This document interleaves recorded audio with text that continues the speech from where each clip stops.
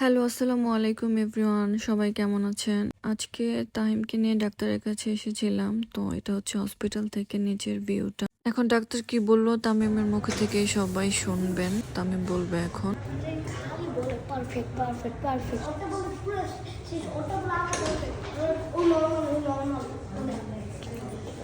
কান্দে নাই কান্দে নাই কেন কান্না করছিস?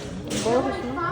5 days তামিমের একটু ঠান্ডার প্রবলেম আছে। ও অনেকদিন ধরে এই ঠান্ডাটা সাফার করতেছে। ওর একটু অ্যালার্জির সমস্যাও আছে। তো এই জন্য আমি ওদেরকে বলেছি যে ডিটেলসে সবকিছু বলার জন্য। তামিম এসে বললো যে আম্মু কিছু বলার পরে ওরা শুধু বলে পারফেক্ট পারফেক্ট। হসপিটাল থেকে একটু সামনেই ছিল ইসদান মল। তোমরা এখানে চলে আসলাম। আমাদের বাসার জন্য কিছু বাজার করা দরকার ছিল।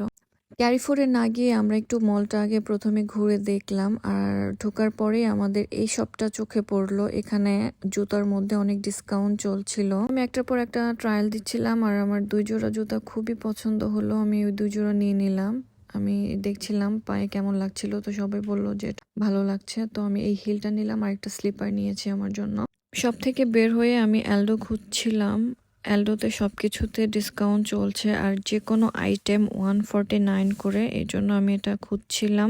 আর তাহিম আমার ব্যাগটা ক্যারি করছিল আর আমি মনে মনে ভয় পাচ্ছিলাম যে তাহিম আবার কোনো কিছু কিনতে চায় কিনা। কারণ আমি যদি কিছু কিনি ওরও কিনতে হবে। কারণ ও আমাকে বলে যে তুমি সবকিছু কেনো, আমাকে কোনো কিছু কিনে দাও না। বাট এবারও খুব ভালো বাচ্চা হয়েছিল, কিছুই বলেনি। এই ফ্লাওয়ারের সবটা চোখে পড়লো। সবগুলা ফ্লাওয়ার এত সুন্দর ছিল আর এত সুন্দর করে ডেকোরেশন করা ছিল, দেখে মনটা ভালো হয়ে গেল।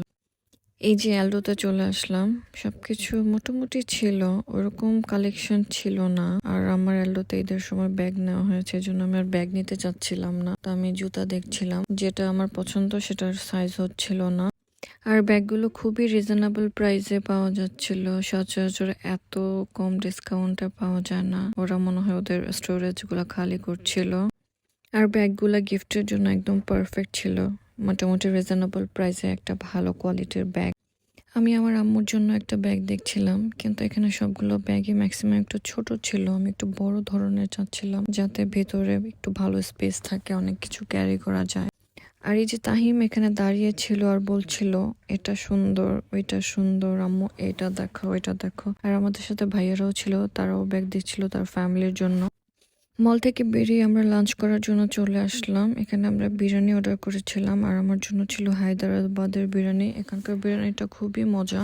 আর এটা একটা ইন্ডিয়ান রেস্টুরেন্ট ছিল। তো আমি ঢোকার সময় দেখছিলাম যে বাইরে পেঁয়াজু ছিল, মানে রেস্টুরেন্টের ভিতরেই এক সাইডে পেঁয়াজু, সিঙ্গারা এগুলা। তো আমি পেঁয়াজু অর্ডার করলাম। এই ছিল আমাদের আজকের ছোট্ট একটা ভিডিও। আশা করি সবার ভালো লাগবে অ্যান্ড সবাই ভালো থাকবেন। আল্লাহ হাফেজ।